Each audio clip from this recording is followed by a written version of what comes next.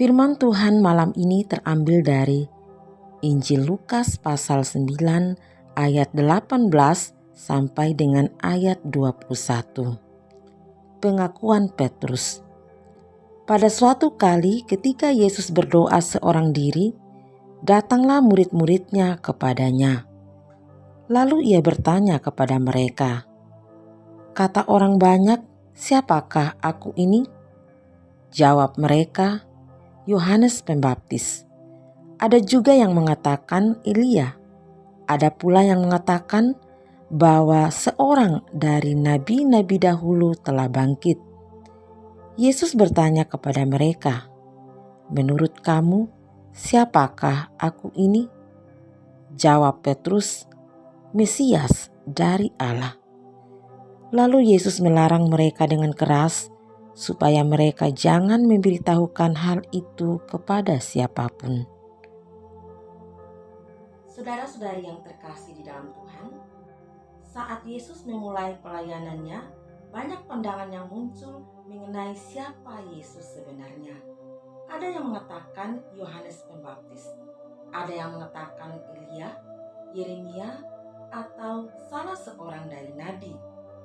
Dan Yesus ingin mengetahui sejauh mana pengenalan para murid terhadapnya.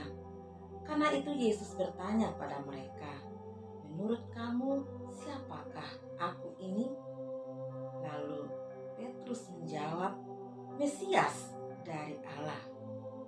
Jawaban Simon Petrus bukan berdasarkan apa kata orang, tetapi merupakan pengakuan imannya secara pribadi. Dan Yesus membenarkan jawaban Petrus. Tentu pengakuan Petrus tidak datang begitu saja. Kedekatan dan kebersamaan Petrus dengan Yesus, sikap hatinya yang menerima setiap perkataan atau pengajaran Yesus sebagai kebenaran, bagaimana ia menyaksikan kuasa Allah dalam pelayanan Yesus, semua itu telah menumbuhkan iman dalam diri Petrus.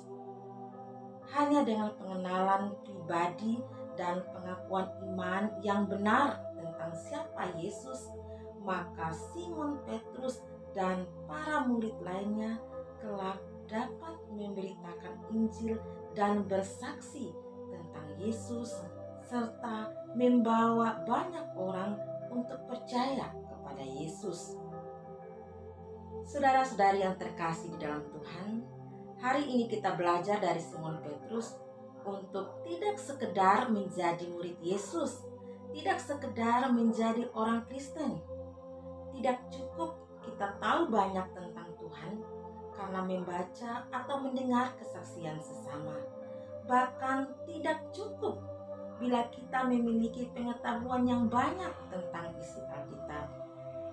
Kita harus dapat mengenalnya secara pribadi. Bagaimana caranya? Miliki kerinduan untuk belajar firman Tuhan dan percayalah setiap firman Tuhan sebagai kebenaran yang harus dipegang teguh. Mintalah Roh Kudus membimbing hati kita. Dalam segala keadaan, percayalah Tuhan ada untuk kita. Iman kita akan terus bertumbuh, Roh Tuhan akan bekerja dalam hati dan seluruh hidup kita, membuat kita dapat mengenalnya lebih dalam dari hari ke hari. Bukankah semakin kita dekat, semakin kita banyak mendengar, makin sering kita berkomunikasi dengan seseorang, membuat kita makin akrab dan mengenal pribadinya? Demikian pula hubungan kita atau relasi kita dengan Tuhan.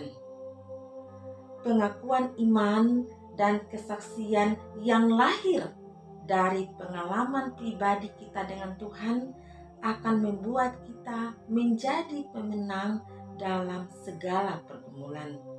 Dan itu juga akan membuat kita menjadi saksi yang luar biasa, di mana kesaksian hidup kita, kesaksian iman kita akan dapat memberkati sesama kita. Amin. Mari kita berdoa.